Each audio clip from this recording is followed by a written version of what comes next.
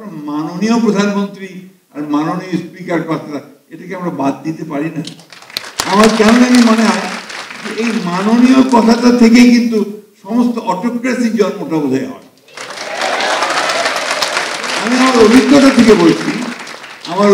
থেকে বলছি, আমি কিছু দিনের জন্য অর্থমন্ত্রী ছিলাম, মানে প্রতিমন্ত্রী ছিলাম।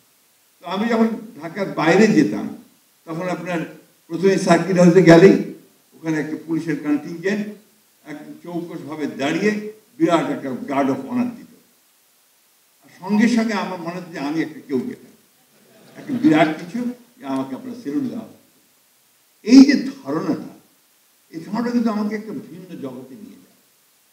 1971 সালের স্বাধীনতা যুদ্ধের সময় আমি যখন পাকিস্তান সেনাবাহিনীর অত্যাচারে টিকতে না পেরে ভারতে চলে গেলাম, এবং ইসলামপুর বলে একটা আপনার পশ্চিম দিনাজপুরের একটা সাব ডিভিশন, ওই সময়ে আমরা আপনার পালিয়ে যখন ভারতে চলে গেলাম, তখন তো কোথাও রাতে শোবো কোথায়, থাকবো কোথায়, খাবো কি, সব কিছুই সমস্যা।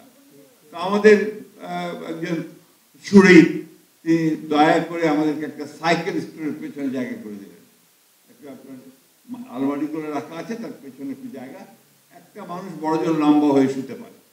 তো সেইখানে আপনার আমরা রাত্রে থাকার ব্যবস্থা হলো, প্রথম দিকে কথা বলছি। তো ওখানে 2 দিন পরেই ওই বিকেলবেলা ওই স্টোরের সামনে একটা জায়গা ছিল, ওখানে আমরা চেয়ার নিয়ে বসতাম, গল্প করতাম। এমন সময় ওখানে একটা গাড়ি আসলো, অ্যাম্বাসেডার গাড়ি ভারতীয়, তার উপরে একটা আপনার এই লাইট বসানো, সিকিউরিটি লাইট বসানো। গাড়ি থেকে নামলেন এক বয়স্ক ভদ্রলোক, আপনার ধুতি পরা, এবং আপনার সামনে আপনার একজন মাত্র ব্যক্তি, তার হাতে বোধহয় সম্ভবত একটা ভেতরে বন্দুক ছিল, অর্থাৎ একটা গানম্যান। আমি লক্ষ্য করে দেখলাম যে উনি ভদ্রলোক বিহারের চিফ মিনিস্টারকেও পরীক্ষা করে,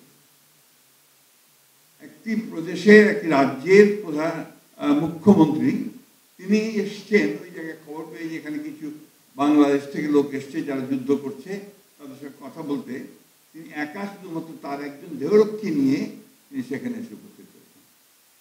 আর আমাদের এখানে আমাদের যেই মন্ত্রী হয়ে গেল, সেই সম্পূর্ণভাবে ভিন্ন জগতে চলে গেল।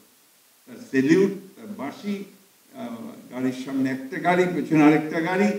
এই যে মানসিকতাটা তৈরি হয়, এই মানসিকতাটা কিন্তু আমাকে ধীরে ধীরে ওই ডিক্টেটরের দিকে নিয়ে যায়। আমি কথাটা সেদিনই বললাম যে মাননীয় কথাগুলো বাদ দিয়ে কথা বলতে বললে ভালো, স্পিকার, প্রাইম মিনিস্টার বললে তো যথেষ্ট হয়, তাই না? আমরা মনে হয় যে আমাদের নতুন ছেলেরা এই বিষয়টা চালু করবে, তাহলে আমি মনে করবো যথেষ্ট একটা বিষয়ে আমরা আমাদের কালচারের একটা জায়গাতে পৌঁছতে সক্ষম হব।